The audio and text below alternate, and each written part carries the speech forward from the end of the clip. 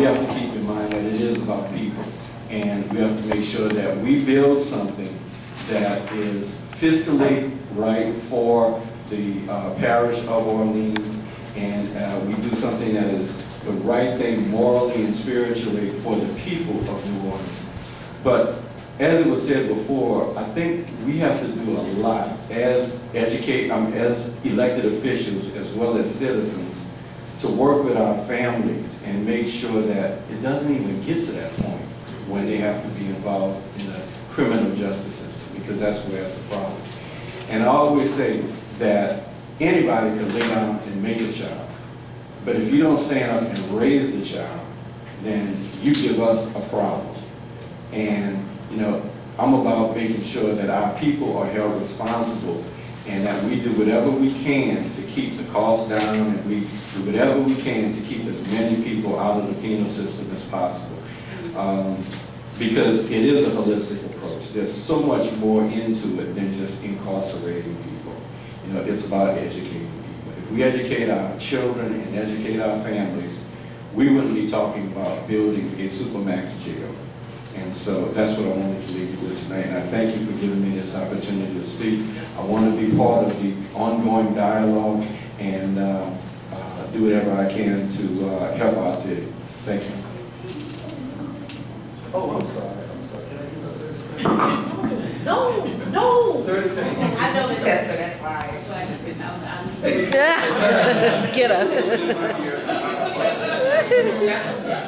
I just want to make this fine point when Lucas kept saying the sheriff's jail is our jail. It's called Orleans Parish Prison, Orleans Parish Justice System, Louisiana State Courts. So it's what we decide we want it to look like. It's ours. It's our money. He doesn't have any money. School board told me, tell me, well, we go spend. I said, you don't have any money. It's the people's money. And if those jails and those people are in inhumane conditions, it's our fault. And there we got, but by the grace of God, what you might wind up in there. It is not a good place to be.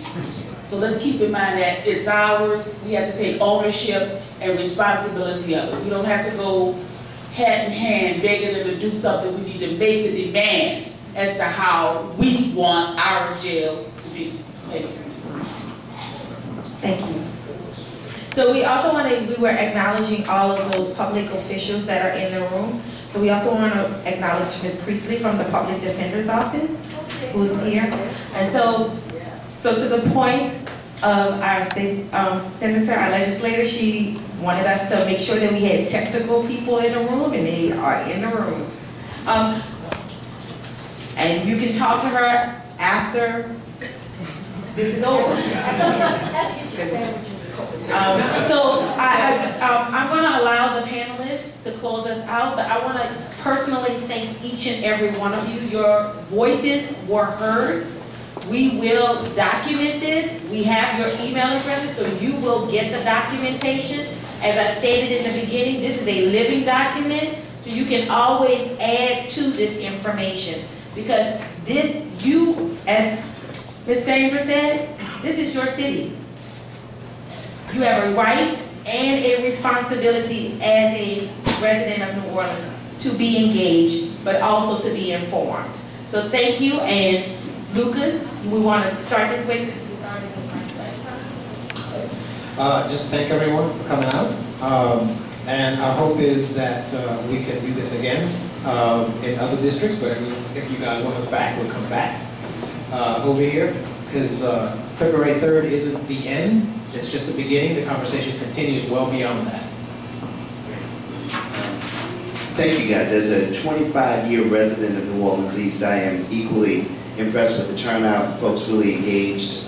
Certainly, this is a citywide decision. We want folks really engaged, but it's really important for those of us that live in this part of the city to be engaged as well. So, thank you all for coming out. I also want to echo the senator's point about the holistic approach. It is not happenstance. When we mention the racial disparities, right, that those same black men that are in jail twice as long for the same offenses as their white counterparts, they're also twice as unemployed as their counterparts, right? There are issues here that are systemic, holistic and generational that we really have to address. And this is a great place for us to begin and to develop that conversation. And I'll close with what I started with, Hebrews 3 and 13. Remember those in prison as if you were their fellow prisoners, and those who are mistreated as if you yourselves were suffering. Thank you. So, Timlin, thanks to NPN for convening tonight, and on behalf of the working group, we came to share some information and to listen, and it was a very productive evening, and I thank you for your time. Thank you all. Good night.